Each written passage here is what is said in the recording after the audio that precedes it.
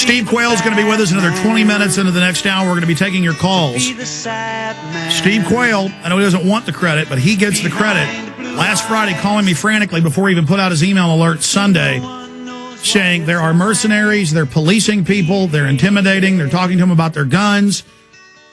And I was getting the messages and didn't call him back. I meant to. I just get so much going on. It's like I'm in a batting cage with 100 balls flying at me every minute, trying to swing at them all, finishing up the Charlie Sheen situation with 9/11, finishing up this phase, finishing up Fall of the Republic.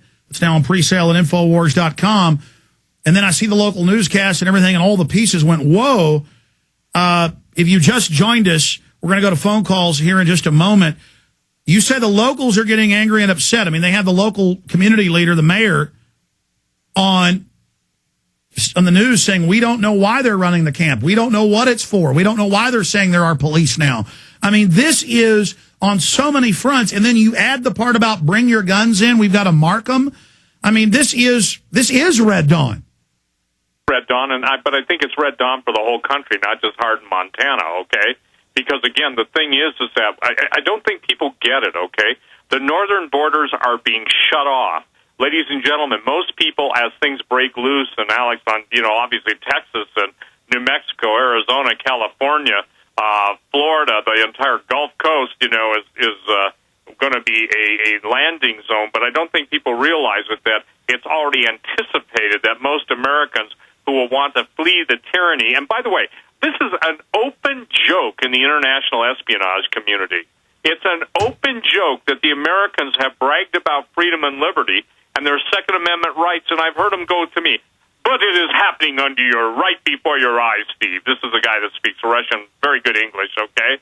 He says, you wonder how we could put up with it. Look what's going to happen to you. And Alex, that I can't argue, okay? The thing that you've got to know, too, this is just coming in from a military source. All military medical training, Army, Air Force, Navy, Marines, is being moved to San Antonio and it's being moved out of all the D.C. area and other target cities. So I'm telling you, point blank, we are going to see a false flag event. I don't know if it's tied in with the Israeli-Iran thing. I don't know, but I'm telling you this. It's not just going to be a single issue. It's going to be multiple issues concurrently going off at the same time. Steve, this is so incredible. We found a bunch of YouTube videos of this giant federally FEMA-built center. The locals say we don't know why foreign mercs are manning it or posing as police. We're going to get those added to Paul Watson's story that's on Infowars.com and PrisonPlanet.com. We're going to post that again as our top story. I want to go to some phone calls now from people that say they have specific intel on this or other similar areas. Steve in Texas, you're on the air with Steve Quayle. Go ahead. Yeah, hey, Alex. I want to let you know, and Steve also, I actually, once I saw this article on your site and heard you report it, and I watched the video and everything, I actually got the information. I sent you a fax about an hour ago because I couldn't get through. I called the Bighorn County, Montana Sheriff's Department, and I'll give you that number again if you want it. I had it on the fax, but I talked to a woman that works directly with the head sheriff. She said he wasn't in today, and I brought this up, and when I politely mentioned to her, I was very polite, of being made aware of the APF invasion of Hardin, she immediately responded, "It's fake."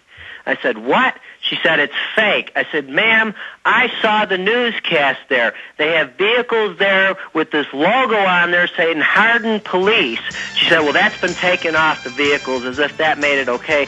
And I just told her politely, I said, "Ma'am, I want you to please let the sheriff know he's sworn an oath to uphold the Constitution. What this is a violation of his jurisdiction, and if he doesn't tell these people to hit the road and oust them, he is guilty of violating his oath." And stay there. Tell me what she said. I've got your facts right here. Look at this headline from YouTube. Montana town dreams of being Guantanamo of the Plains. I told you they're talking about this being a FEMA camp. And we were able to find the newscast that was taken down earlier that Steve talked about. We have that newscast right now. Let's go to the local Hardin, Montana newscast live at prisonplanet.tv. It's the great part about the web. Everybody grabs this. Go ahead and play it, man. Rivers Detention Facility in Hardin has Montana congressional delegation speaking out. I'm against it. I don't think it's a good idea. It's too much of a security risk. I don't think we want to have al-Qaeda prisoners in Montana. It's a security risk that I don't think we want to have.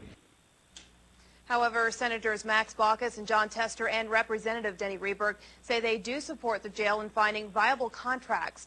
Tuesday, Hardin City Council gave Two Rivers Detention Center officials the green light to pursue a contract to accept Gitmo prisoners. President Barack Obama has said he plans to close Guantanamo by next January.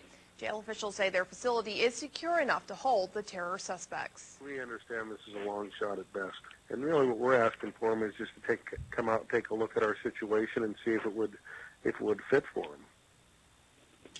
The U.S. Justice Department says right now the Gitmo Detainee Review Task Force is determining whether each prisoner will be prosecuted or sent overseas. Okay, earlier I was saying I believe this had to do with Gitmo people, and then I didn't give the guys clear orders. They found the other article, the other video again. This was a separate one confirming this has to do with FEMA. But now they're on the news saying, we don't know what it's for. We don't know why there's foreign mercs here. We don't know why they're saying they're local police.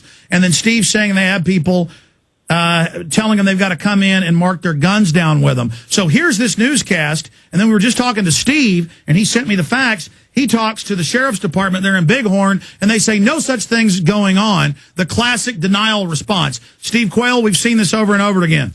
Well, it's standard operating procedure. Look, here's the deal. A bureaucrat wants to protect their jobs at all costs. The sheriff is conveniently gone after this story breaks. I'm not saying he's avoiding anything, but look, the bottom line is that it's happening. The bottom line is you can go to my bloody website, stevequayle.com, check out the photo of the day, and those of you that are saying, oh, this is all crap, go collect your G20 paycheck and then probably, swallow a sword or something.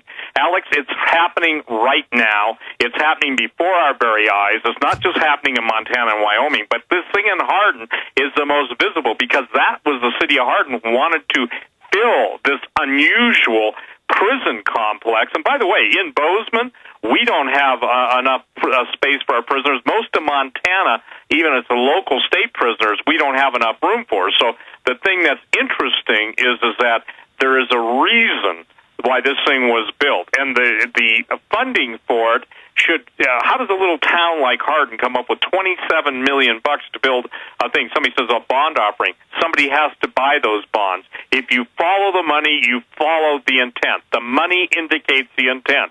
So I don't care if one man lies, another one swears to it, and everyone says, yeah, these guys are telling the truth. A lie is a lie, and it is what it is, and it's happening, and the people that are absolutely behind the American police force are absolutely known to the intelligence community. It is a major black op connected with martial law and the imprisonment. Well, Steve, we know in Serbia they've had black sites, the secret ghost sites with the kidnap, snatch and grab people. Absolutely. We know that they're in Tajikistan, Uzbekistan, Pakistan. We know they're in Egypt. We know they're in Germany. We know they're in Poland. We know they're in the Czech Republic. We also know that they are in other areas. And so this fits the classic MO where they use these private ghost contractors to run this. Well, and I think that's the thing that people got to do. By the way, Alex, the whole world, when it comes to someone admitting that a surreptitious plan is underway, goes into the I know nothing mode, okay? What's the best way to get off the hook? You just play dumb. I'm sure the caller who called that person... I know nothing. They know nothing. And the answer is, many times, due to their compartmentalization, or Come on, Schultz. they don't know. I know nothing. But hello, this is